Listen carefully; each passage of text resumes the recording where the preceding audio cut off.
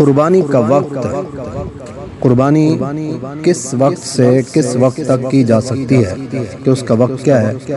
کیونکہ کوئی لوگ صبح ٹائم قربانی کرتے ہیں، کوئی دوپہر کو، کوئی شام کے وقت، کوئی اگلے دن، کوئی اس سے اگلے دن، اس طرح مختلف اوقات کے اندر قربانیاں کی جاتی ہیں۔ تو آخر قربانی کا مکمل وقت کب سے کب تک ہے؟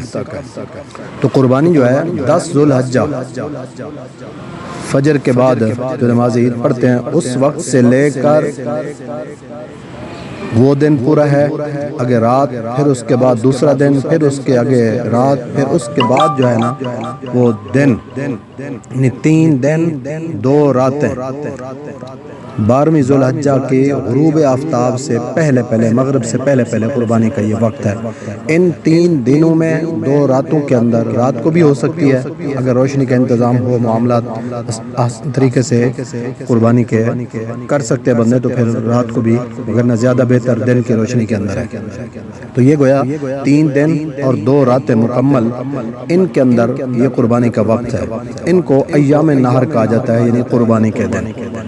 ان اوقات کے اندر جب چاہے بندہ قربانی کر سکتا ہے۔